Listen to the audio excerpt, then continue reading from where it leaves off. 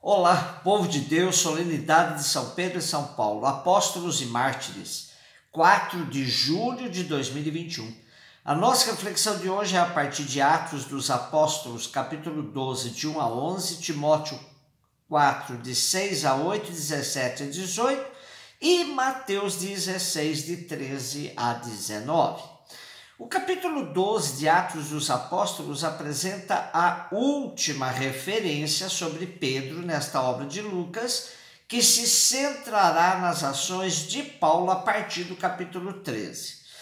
A narrativa da prisão de Pedro está por ali nos anos 41, 44, há um pouco mais de uma década da morte de Cristo na cruz, quando reinava na Judéia Herodes Agripa. Ele mandou matar Tiago, irmão de João, provocando uma reação muito favorável entre os judeus. Com isso, ele aumentou a perseguição contra as comunidades cristãs. Durante a Páscoa hebraica, quando Jerusalém se tornava uma grande cidade com a chegada de milhares de peregrinos, Herodes percebeu que era um bom momento para mandar prender a Pedro. E Pedro só não teve a mesma sorte de Jesus por causa de um milagre. Um mensageiro de Deus o libertou da morte certa. Essa libertação de Pedro provocou uma alegria imensa na comunidade, que durante a sua prisão permaneceu firme na oração. Pedro só foi entender o que de fato lhe tinha acontecido depois que se viu liberto na rua. O texto nos diz que Pedro se expressou assim: "Agora sei de fato que o Senhor enviou o seu anjo para me libertar do poder de Herodes e de tudo que o povo judeu esperava." Ao mesmo tempo que ele reconhece que a perseguição contra ele e os cristãos vem de Herodes e dos judeus, a libertação vem de Deus, que não abandona a comunidade cristã em nenhum momento. Timóteo 4. O autor da carta a Timóteo teve acesso ao testamento de Paulo e aqui temos uma pequena parte, uma síntese dos sentimentos do apóstolo que pressente a sua morte. Há outros textos paulinos onde ele reclama do abandono e diz que somente não se sentiu só porque Deus nunca o abandonou. Por isso, tem a consciência tranquila da missão realizada. Isso é muito importante porque o liberta de um possível espírito de vítima. E numa linguagem militar, nós temos a frase lapidar do apóstolo: "Combati o bom combate, completei a corrida, guardei a fé." E tendo a convicção de ter completado a sua missão, vislumbra o reino como sua nova pátria. Mateus 16, 13 e 19. Naquele tempo, Jesus foi à região de Cesareia de Filipe e ali perguntou aos seus discípulos: "Quem dizem os homens ser o Filho do Homem?" Eles responderam: "Alguns dizem que é João Batista, outros que é Elias, outros ainda que é Jeremias ou algum dos profetas." Então Jesus lhes perguntou: "E vós, quem dizeis que eu sou?" E nessa pergunta, quem é que vai responder? Simão Pedro, que diz: "Tu és o Messias, o Filho do Deus vivo." Respondendo, Jesus lhe diz: "Feliz és tu, Simão, filho de Jonas, porque não foi um ser humano que te revelou isso, mas o meu Pai que está no céu. Por isso eu te digo que tu és Pedro, sobre esta pedra construirei a minha igreja, e o poder do inferno nunca poderá vencê-la. Eu te darei as chaves do reino dos céus. Tudo que tu ligares na terra será ligado nos céus. Tudo que tu desligares na terra será desligado nos céus." Quando repetimos em uma assembleia eclesial a pergunta feita por Jesus aos discípulos: "E vós, quem dizeis que eu sou?", quem é Jesus Cristo para vocês? As respostas saem rapidamente. É meu Salvador, meu Redentor, é o Filho de Deus, e uma dezena de respostas que a tradição cristã passou por meio da sua catequese ao povo. Porém, essa pergunta feita por Jesus é muito mais existencial e decisiva na vida de quem crê.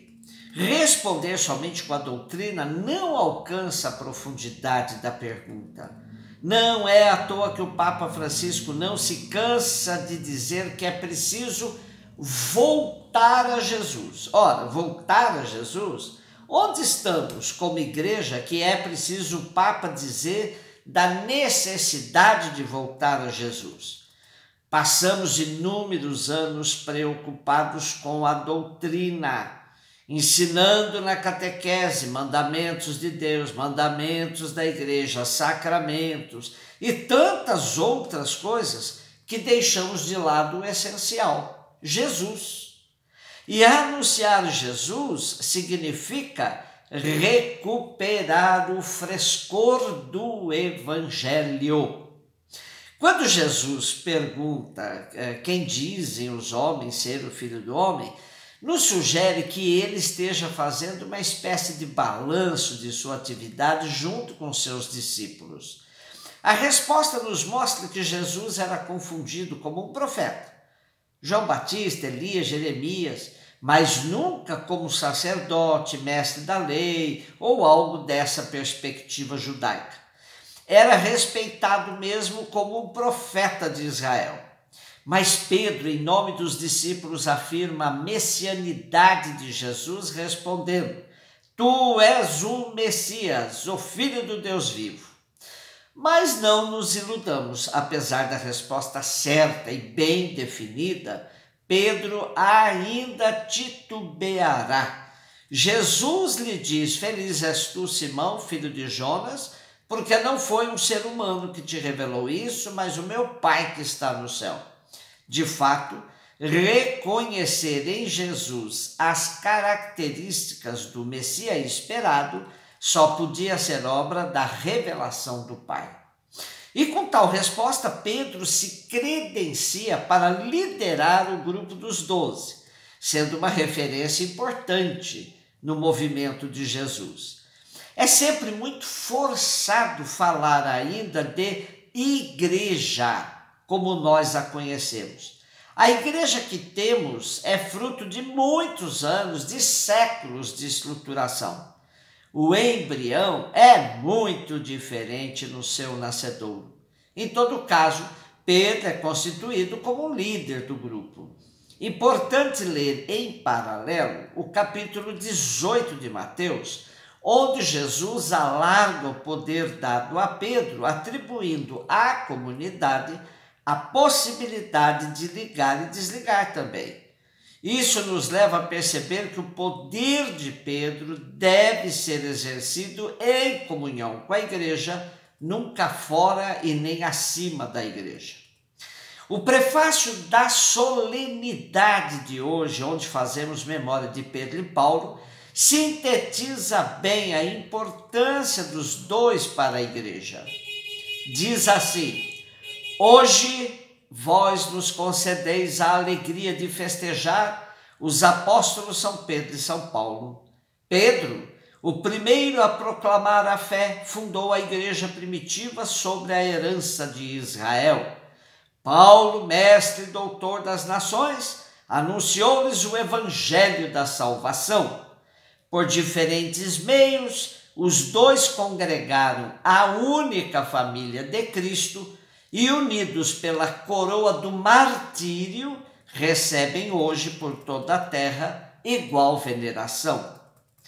Unindo esses dois apóstolos tão importantes para a igreja numa única solenidade, temos a indicação de que a igreja precisa sim de uma organização mínima, inspirada em Pedro. Não necessariamente como temos hoje a igreja, com essa estrutura toda. E também precisamos do fervor missionário inspirado em Paulo. O equilíbrio entre os dois modelos é que mantém a igreja ao longo dos séculos. O Papa Francisco hoje estimula mais uma igreja em saída missionária que uma igreja fechada em si mesma. Os dois polos, para dentro e para fora, continuam dando o ritmo e o dinamismo que a igreja precisa para continuar a sua missão no mundo. Um beijo no seu coração.